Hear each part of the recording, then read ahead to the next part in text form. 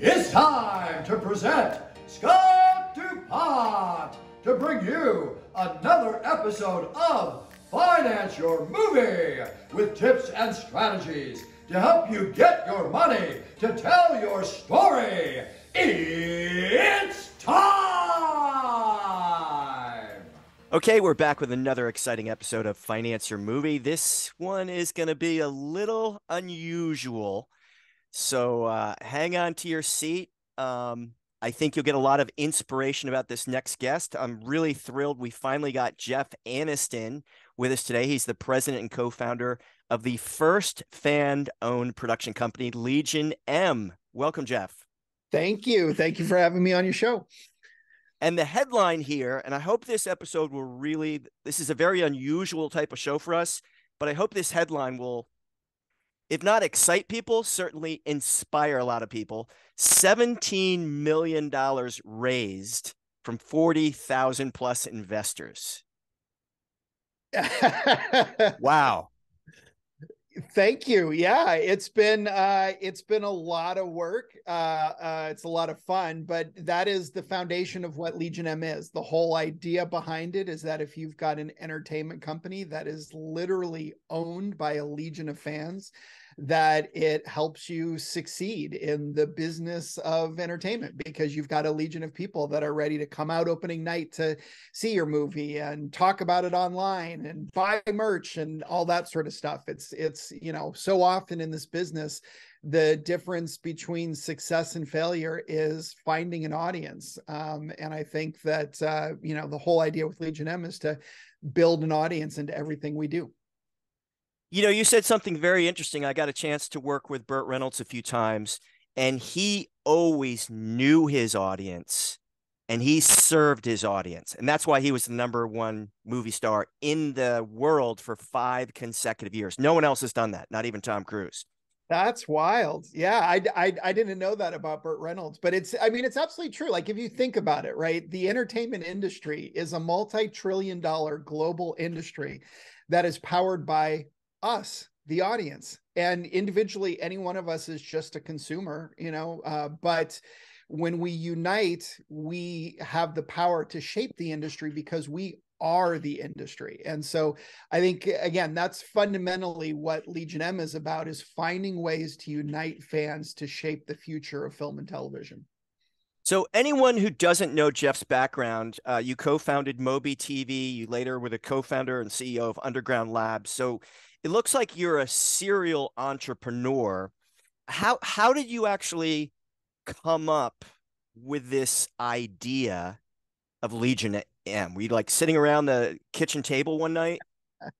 Well, to be honest, I don't know that we can take credit for being the first ones to think of it. But we were the ones in the exact right moment in time and space when it became possible, because Legion M is enabled by this new thing called the Jobs Act, which is a change to securities laws that fundamentally changes the way that startup companies can raise money. And you know, a movie is a startup company. It's a very, you know, specific instance of one. But, you know, prior to the Jobs Act, only what's called an accredited investor, which is effectively the wealthiest couple percent of the population, were allowed to invest in startups of any kind. And so, you know, when it came to movie making, if you wanted to raise money for a film, you had to go out to wealthy accredited investors and people that do that sort of thing. And you're limited to those number of accredited investors in most cases. Yeah, that is all that you can raise from. So like, even the classic example I like to use is that if you were next door neighbors with Mark Zuckerberg when he was starting Facebook, and he pitched you on your idea and he's just getting started off, and you're like, yeah, that's kind of cool. Can I give you, you know, $5,000? And he literally was not allowed to take that money, because you had to be, there's a bunch of rules, and it gets complicated. I want to go down a rat hole, but, you know, Facebook as a company started being worth 0. it, the first time that you and I and kind of quote unquote regular people could invest in Facebook was when it was already $100 billion company. So all the value creation from 0 to $100 billion was kind of the wealthy domain, or the exclusive domain of accredited investors. And then once it got big enough, it would IPO and the rest of us could invest.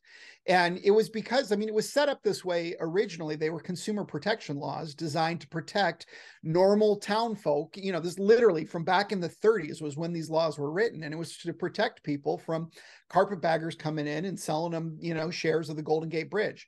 And, what they figured at the time was that people who had wealth had access to information. They could make better decisions. They could talk to lawyers.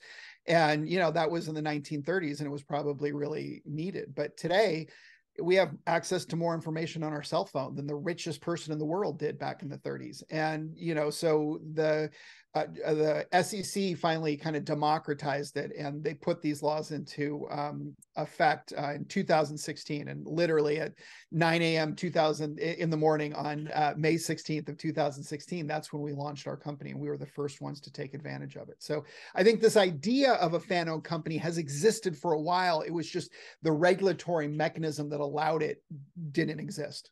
So equity crowdfunding, totally different than the, traditional crowd donations, Kickstarter, Indiegogo we were used to years ago.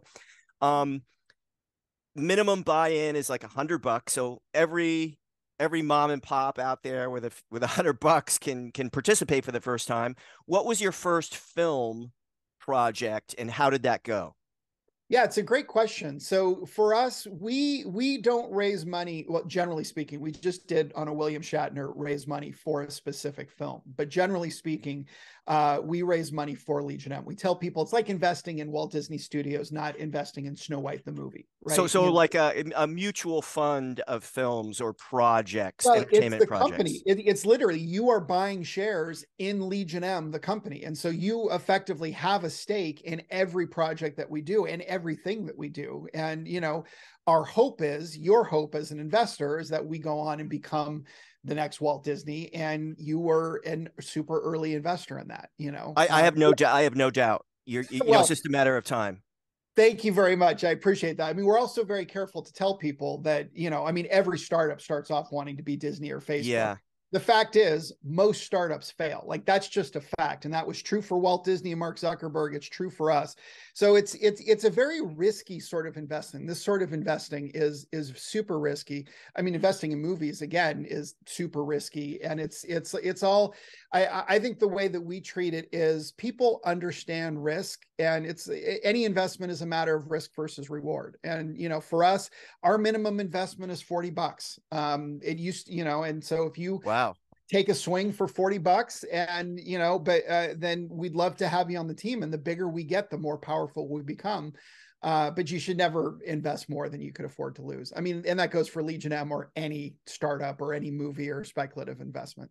The reason I say that I believe you could surpass Disney Studios or Amazon Studios, some of these big giants, in 5 or 10 years, is if you stay true to this core, you're listening to the fans, finding out what they want to go see, or, I guess music, but I'm just kind of specializing in films now because you have multiple film or television projects.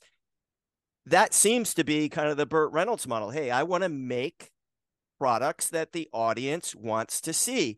And if 0.3% of the population is some queer, that's a bad word. I don't want to get silenced for that, but some unusual niche of the demographic that's not really a big part of the population, that's a great audience, but you're not really serving what the most of the people want. Put it that way.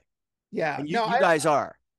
I think that's fair. I think at the end of the day, like I said, we're the ones that buy the tickets and pay the subscription fees. And if you think about it, entertainment is so fascinating because it changes so rapidly.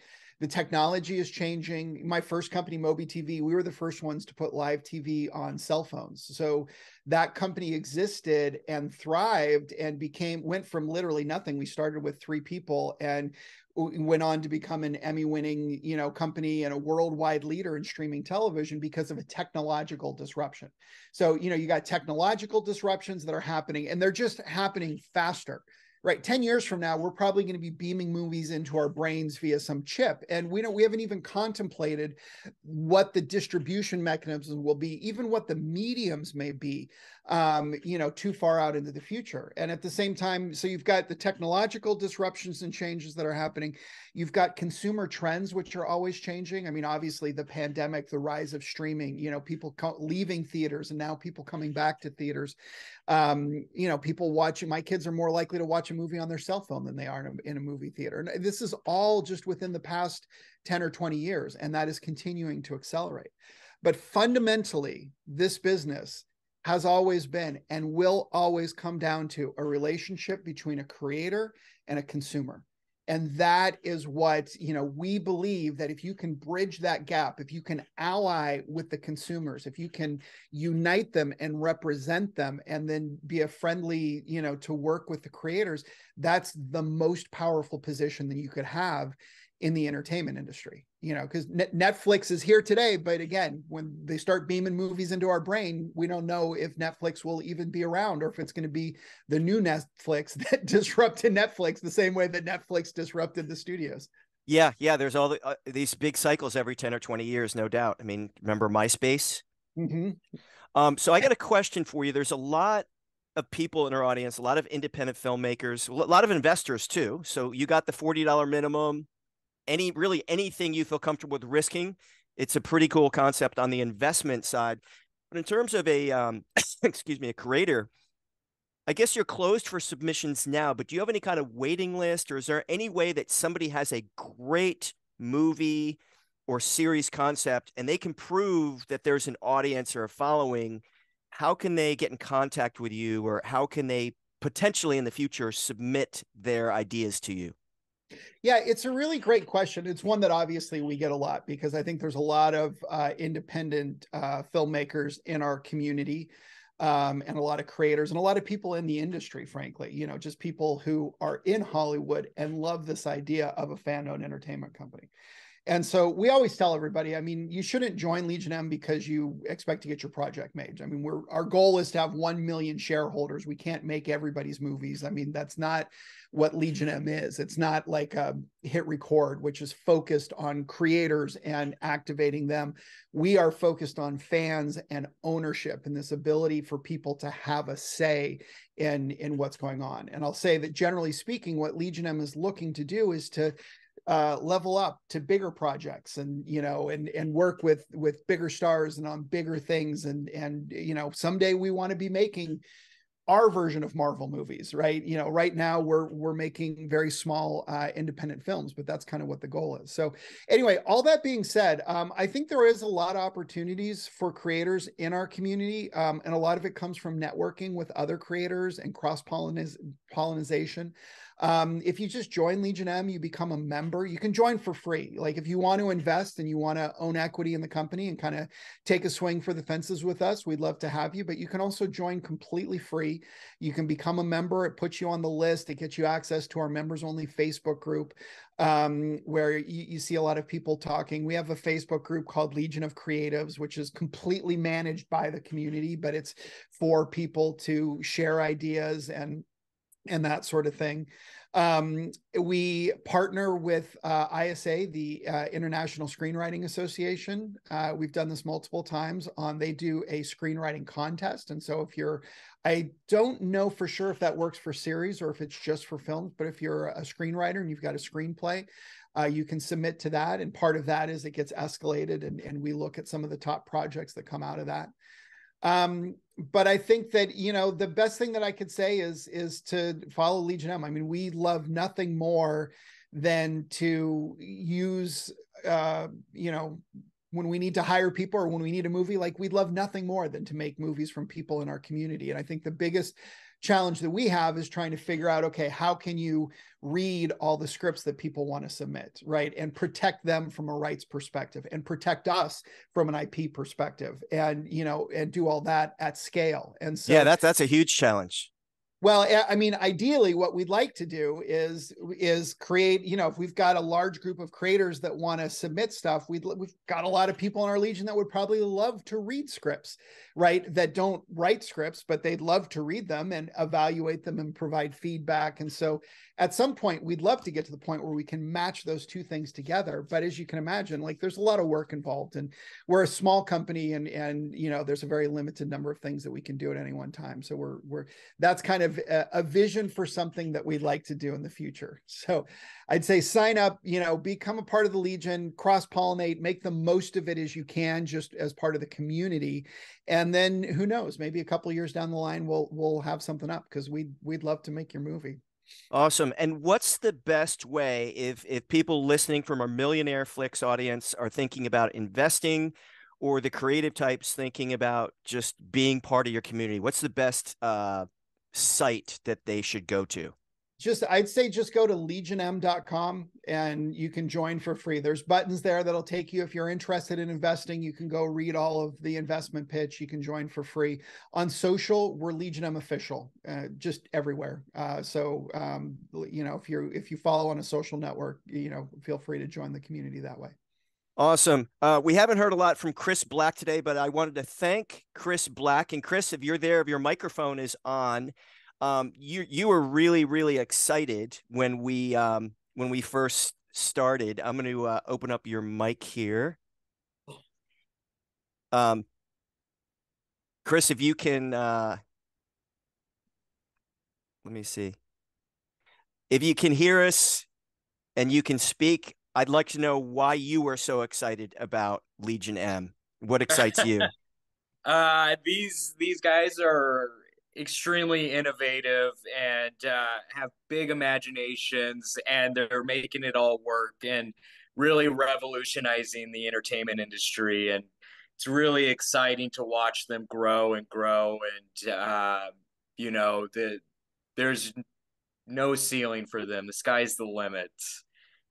So from a fan perspective, I just can't wait to see what happens next. Awesome. Thank you, Chris. And I'm going to give the last word to you, Jeff. Since you're kind of the serial entrepreneur, you're starting up, and Legion M is absolutely incredible.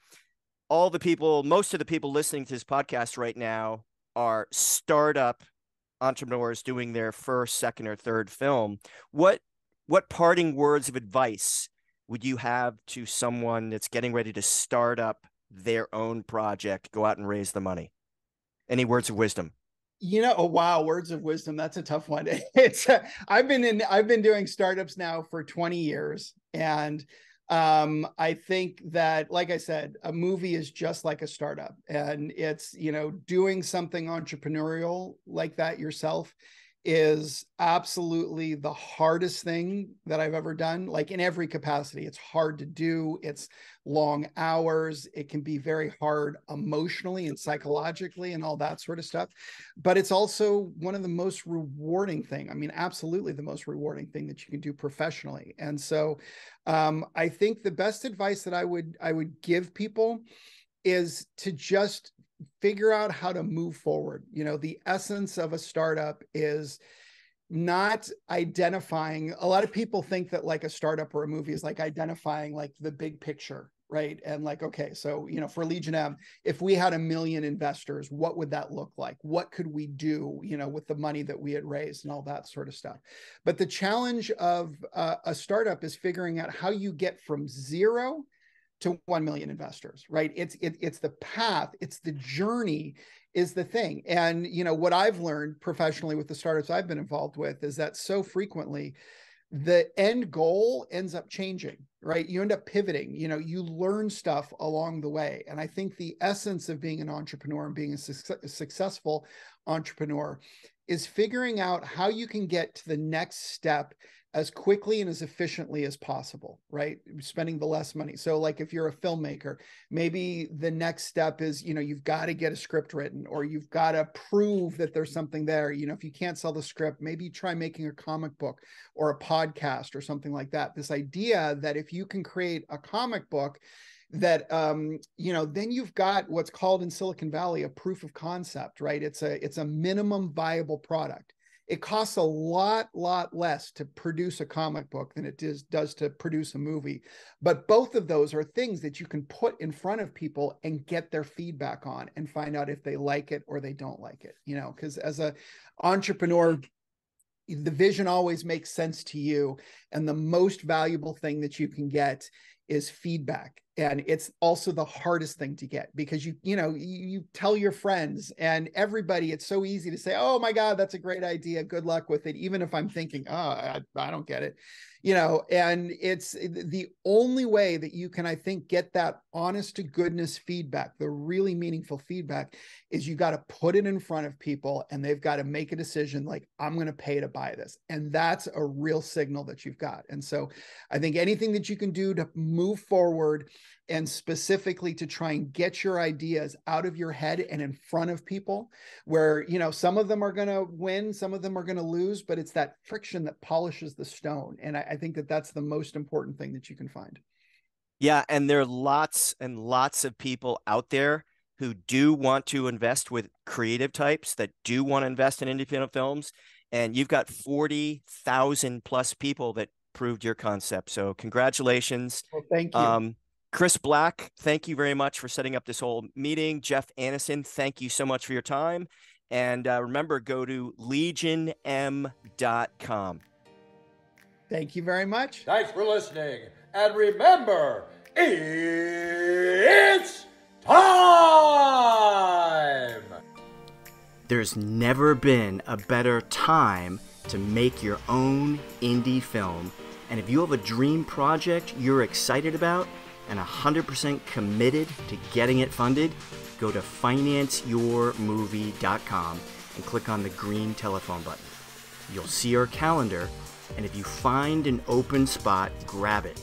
You'll get a one-on-one call with me or one of my partners. It will be the best hour you've ever spent getting clarity and strategy towards financing your movie. Thanks for listening, and we'll catch you next week.